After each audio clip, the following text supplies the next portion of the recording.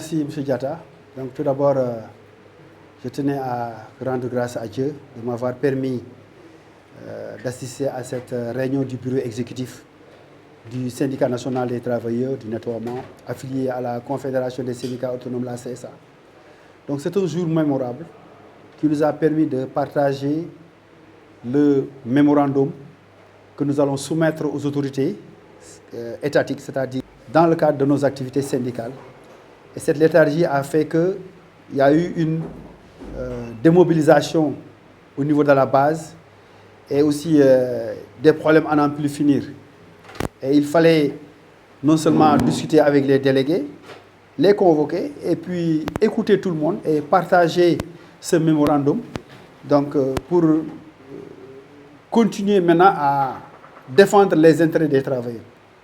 Et tout le monde sait que le syndicat est un rapport de force. Le syndicat est un contre-pouvoir et non contre le pouvoir.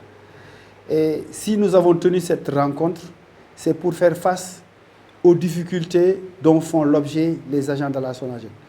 Tout récemment, le mois passé, vous avez vu, les salaires ont été payés entre le 15 et le 18, ce qui est inadmissible.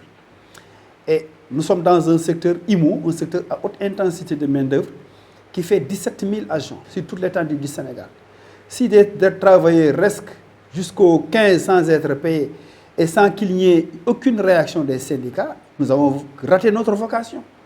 Heureusement que nous avons eu le flair d'attirer l'attention des autorités par rapport à ces manquements, puisque tout le monde sait que le salaire est vital. Le salaire est une nécessité. Le salaire ne se négocie pas. Et la législation du travail dit que les salaires sont payables au plus tard le 8 de chaque mois. Et nous osons espérer pour cette fois-ci qu'il n'y aura pas de retard de salaire, puisque nous n'avons pas connu ces situations depuis plus de 8 ans avec l'ancien feu Ousmane Daou, qui était le coordonnateur de l'UCG. Et pour une SONAGED au service des travailleurs, il nous faut renforcer le dialogue social permanent au sein de l'entreprise. Il nous faut lutter contre l'absence de communication à l'interne qui est à l'origine de tous ces manquements. On a l'impression que nous avons affaire à une armée mexicaine où chacun fait ce qu'il veut. Or que nous sommes des syndicats très responsables, des travailleurs qui ont été les précurseurs de ce phénomène social. Aujourd'hui, nous avons plus de 35 ans d'expérience et d'expertise dans ce secteur. Et je pense qu'il était normal, avec ces manquements qu'il y a eu, de convoquer un seul et unique langage, c'est-à-dire le respect du capital humain. Et ce capital humain doit être mis dans de meilleures conditions de performance. Et je pense qu'à ce niveau-là, les autorités sont sensibilisées pour, en tout cas, régulariser la situation des Khaydaï, mais aussi augmenter le pouvoir d'achat des travailleurs, puisque aujourd'hui nous exigeons qu'il y ait des augmentations de salaire, puisque le coût de la vie est trop élevé. Regardez la situation actuellement économique. Actuellement, les populations souffrent, les travailleurs souffrent. Aujourd'hui, nous avons beaucoup de problèmes pour faire face à la situation. Et je pense qu'aujourd'hui, il va falloir aujourd'hui rehausser la prime de transport pour nous permettre en tout cas d'avoir en tout cas des salaires conséquents, sans oublier aussi la prime de logement par rapport à nos agents. Nous avons une coopérative d'habitat qui est là.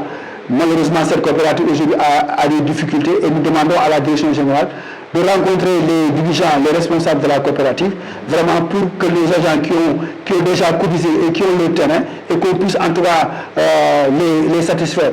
Sans oublier aussi le problème de Bourkat.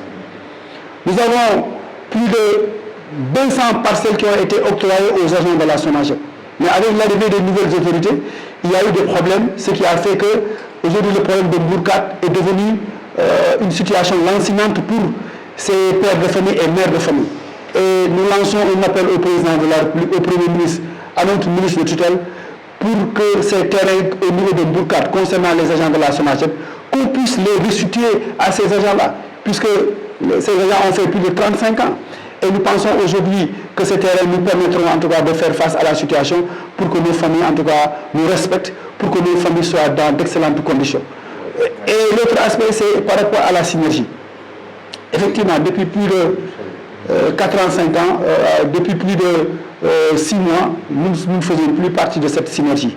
Ce n'est pas pour rien, c'est pour avoir une autonomie d'action, une liberté syndicale et pour faire face aux véritables revendications des travailleurs de la SONAGED.